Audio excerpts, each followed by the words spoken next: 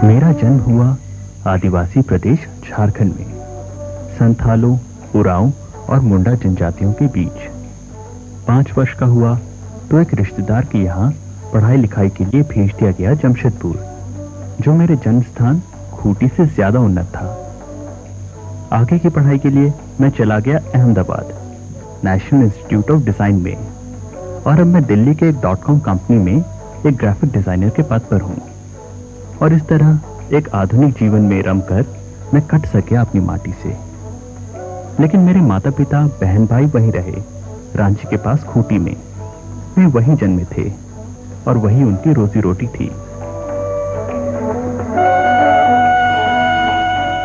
इतने वर्षों में मैं शायद 3-4 बार ही अपने जन्म स्थान गया, वो भी महज 2-3 दिनों के लिए ही।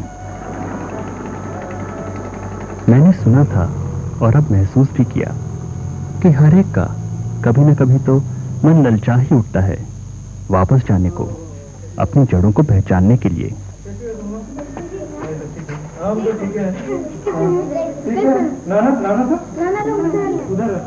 पिछले 200 वर्षों से भी अधिक झारखंड में अंग्रेजों के खिलाफ आदिवासियों का मुक्ति संघर्ष होता रहा, लेकिन राष्ट्रीय आंदोलन में देश भर के आदिवासियों की आवाज कभी भी पहचानी नहीं गई। 1855 का संथाल विद्रोह और फिर बिरसा मुंडा के इनकलाबी तेवर ने अंग्रेजों को हिला दिया था।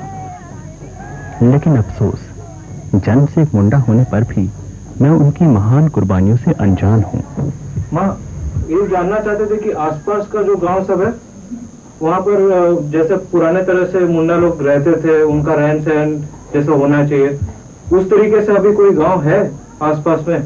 वैसे तो उधर जहाँ तरफ में हो सकता है। हाँ, तो कौन तरफ होगा? उस पंजाब साइड होगा। मैंने ढूंढ निकाला अपने बचपन के घरेलू सेवक कुंठा मुंडा को। सदियों पहले मुंडाओं ने जंगल साफ किए, खेत बनाए, बिना रासायनिक खाद और कीटनाशक दवाई के। धरती माँ का संपूर्ण सम्मान। एक कठिन जीवन, लेकिन आत्मनिर्भर।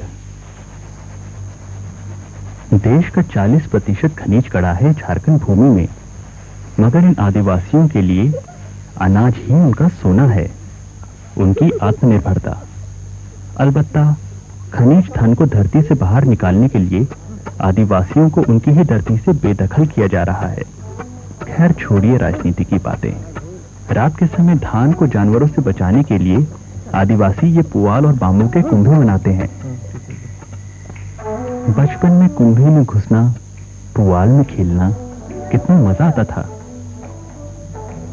बीते हुए दिनों की परछाइयां और रंग, यादें ही यादें।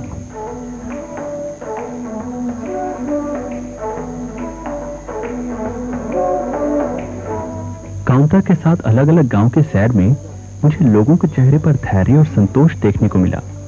क्या रहस्य है इसका? ऐसा लगता है कि उन्हें जीने के लिए बहुत थोड़े की ही जरूरत है।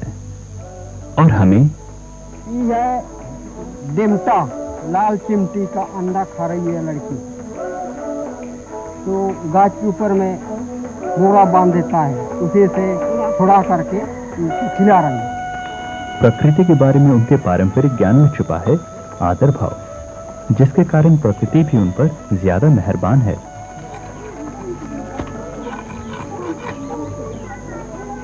क्या कर रहे हैं चाचा?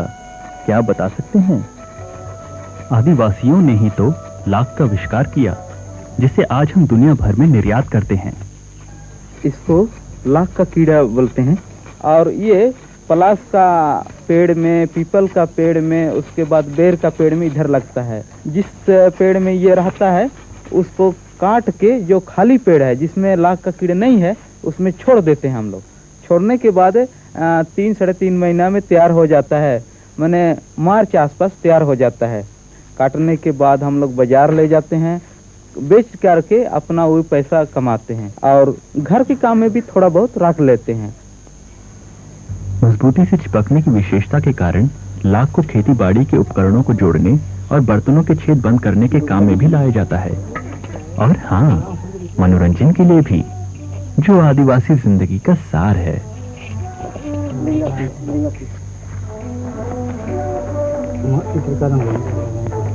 ये बुजुर्ग इतने ध्यान लगाकर क्या बना रहे हैं?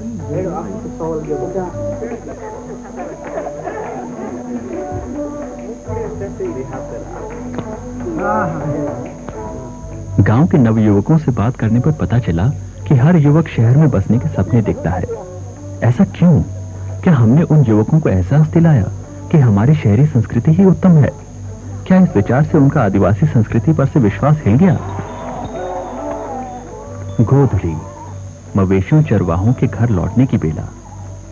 मैं भी वापस चला जाऊंगा धूल और धुएं भरी दिल्ली में। शायद अब की बार लौटकर मैं आदिवासी जीवन पर एक वेबसाइट शुरू करूं। लेकिन क्या वाकई में मैं अपनी वास्तविक आदिवासी संस्कृति की विशेषताओं को बचा पाऊंगा, जिनमें रची बसी है दुनिया को एक और नजर से देखने समझने का नजरिया?